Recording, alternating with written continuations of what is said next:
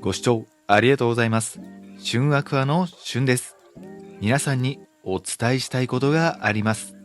ついに本日、ノーフィルター60センチ水槽に合計100匹目のお魚を導入します。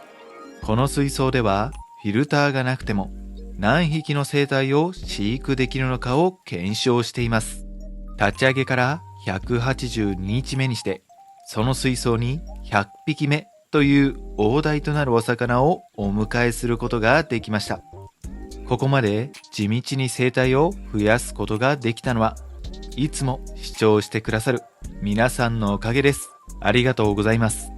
それでは本日お迎えしたお魚の紹介です。その子がこちら。ラスボラエスペイです。ホームセンターのペットショップで購入してきました。価格は1匹税込み140円。最大体長は4センチ。水質は弱酸性から中性を好み。水温は23から28度くらいが適温です。寿命は3から5年ほど。婚栄については全く問題ありません。性格はとても温和で、他のお魚を攻撃することはほとんどありません。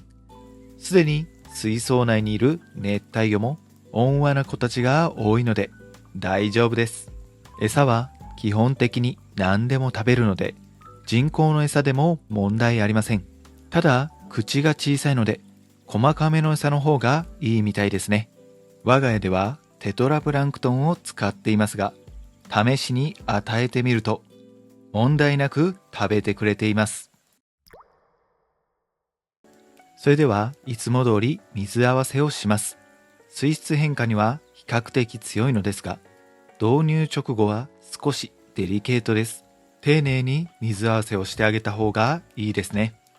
今回も袋ごと水につけて水温を合わせながら、スポイトで水を入れて水質も合わせます。これを2時間くらいかけてゆっくりと新しい環境に慣れさせてあげましょう。水合わせ完了です。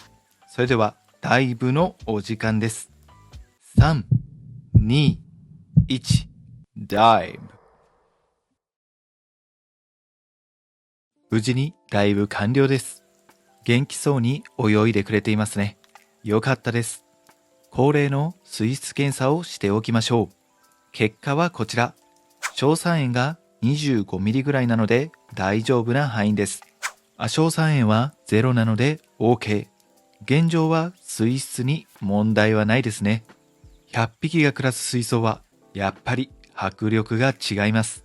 とにかくたくさんいるぞって感じがアクアリスト心を騒がせますね。今回お迎えしたラスボラエスペイはまだ体が小さいです。成長すればさらに迫力が増しそうですね。少し控えめな性格をしているので、餌を横取りされないか心配です。なんせ我が家の子たちは元気いっぱいなので、餌への執着がすごいですからね。ラスボラエスペイがしっかり食べれるよう見守っていきます。それではラスボラエスペイを10匹追加して合計100匹になったノーフィルター水槽は問題なく維持できるのか、1週間の様子を見ていきましょう。生態お迎えから4日が経過しました。先に水質検査をしておきましょう。結果はこちら。硝酸塩が25ミリぐらいなので大丈夫な範囲です。亜硝酸塩は0なので OK。全く問題ありませんね。ラスボラエスペイはというと、優雅に泳いでいます。やはり他のお魚と同様にあまり群泳はしていません。それぞれがバラバラに泳いでいます。基本的には臆病な性格なので、5から10匹以上で飼育してあげることで落ち着くことができていいみたいです。しかしバラバラに泳いでいるので、それだけ我が家の水槽がいい意味で緊張感がないのかもしれませんね。生態お迎えから1週間が経ちました。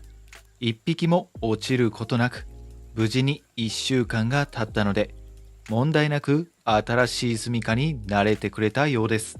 もちろん他のお魚たちも元気なので、水槽内の環境も良好そうですね。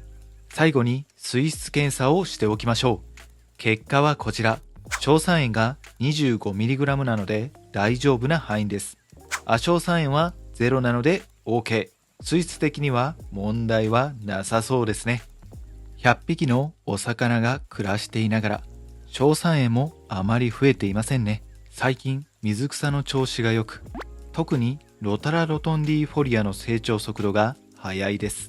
先日トリミングをして差し戻したので、数も増えたことで、より一層栄養として硝酸塩を吸収してぐんぐん育ってくれているのかもしれません。ノーフィルターだからこそ必要な水草の浄化能力が発揮されています。我ながら素晴らしい。肝心のラスボラエスペイは1週間でだいぶ大きくなりました。餌を食べることができているか観察していましたが、果敢に餌に飛びついていました。これなら心配なく大きくなってくれるでしょう。そういえばラスボラエスペイに似た種類にラスボラヘテロモルファーがいます。ペットショップで一瞬見ただけでは僕にはどっちがどっちかわかりませんでした。それだけ似ている熱帯魚なのですが、ラスボラエスペイの方がオレンジ色が濃く鮮やかで、ラスボラヘテロモルファーはバチのような黒い模様の範囲が広く、体高もあるみたいです。似ていますが少し違いもあるようなので、気になった方はぜひペットショップで探してみてください。本日は以上になります。それではまたお会いしましょう。バイバイ。